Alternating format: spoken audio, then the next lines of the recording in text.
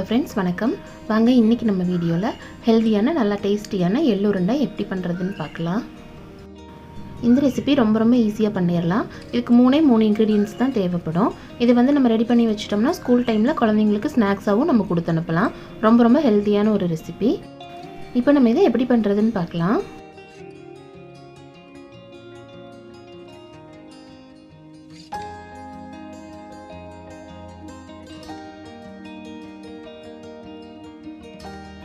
இப்போ இதுக்கு 100 கிராம் எள்ளு எடுத்துக்கலாம். கருப்பு எள்ளு செய்யும்போது டேஸ்ட் ரொம்ப நல்லாயிருக்கும். இதோட 100 கிராம் அளவுக்கு வேர்க்கடலை எடுத்துக்கலாம். இதில் இனிப்புக்கு வெல்லம் சேர்த்துக்கலாம். வெல்லத்தை இந்த மாதிரி நல்லா தட்டி பொடி பண்ணி எடுத்துக்கலாம். அப்போ தான் அரைக்கும் போது கொஞ்சம் ஈஸியாக இருக்கும். இதுக்கு ஒரு 100லிருந்து 150 கிராம் வெல்லம் தேவைப்படும். நம்ம ஒரு 200 கிராம் வெல்லத்தை தட்டி எடுத்துகிட்டு தேவையான அளவுக்கு சேர்த்துக்கலாம். இப்போ ஃபஸ்ட்டு எள்ளை நல்லா வறுத்துக்கலாம். இதுக்கு எண்ணெயெல்லாம் எதுவும் சேர்த்துடக்கூடாது. நம்ம ட்ரையாக தான் இதை வறுக்கணும். இப்போ ஸ்டவ்வை சிம்மில் வச்சு இதை நல்லா வறுத்துக்கலாம். இது ஒரு 5லேருந்து 10 நிமிஷம் ஆகும் இது வறுபடுறதுக்கு. எள்ளு நல்லா வறுப்பட்டதும் அங்கொன்று இங்கொன்றுமா பொரிஞ்சு வரும். அது வரைக்கும் நல்லா வறுத்துக்கலாம். இப்போ எள்ளு நல்லா வறுப்பட்டு வாசம் வர ஆரம்பிச்சிருச்சு. லேசாக பொரியவும் ஆரம்பிச்சிருச்சு. இப்போ இதை ஒரு தட்டுக்கு மாற்றி ஆற வச்சுட்டு வேர்க்கடலையும் லேசாக வறுத்து எடுத்துக்கலாம். இதுலேயே வேர்க்கடலையும் சேர்த்து வறுத்துக்கலாம். வேர்க்கடலை ரொம்ப நேரம் வறுக்க வேண்டியதில்லை. இது ஏற்கனவே வறுத்த வேர்க்கடலை தான். இது கொஞ்சம் சூடு பிடிக்கிற அளவுக்கு வறுத்தா போதும்.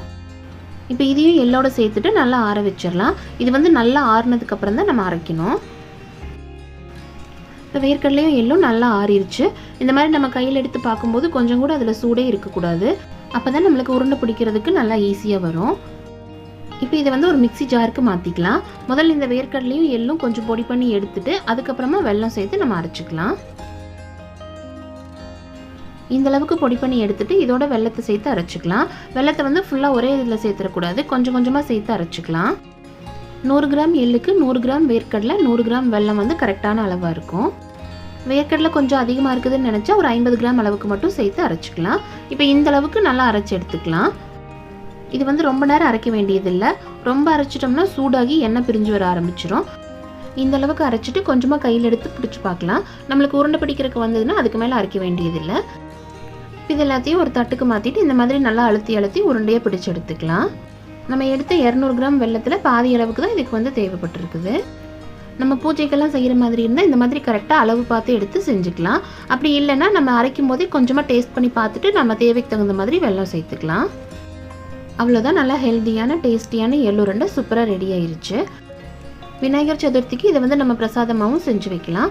கண்டிப்பாக ட்ரை பண்ணி பாருங்கள். ரொம்ப சூப்பராக இருக்கும். இது குழந்தைங்களுக்கு நம்ம ஸ்நாக்ஸாகவும் கொடுத்து அனுப்பலாம். கண்டிப்பாக செஞ்சு பார்த்துட்டு எப்படி இருந்துச்சுன்ட்டு கமெண்ட்டில் சொல்லுங்கள். இந்த வீடியோ பிடிச்சிருந்தா லைக் பண்ணுங்கள். உங்கள் ஃப்ரெண்ட்ஸ் அண்ட் ஃபேமிலிக்கு ஷேர் பண்ணுங்கள். மறக்காமல் நம்ம சேனலை சப்ஸ்கிரைப் பண்ணுங்கள். தேங்க்யூ.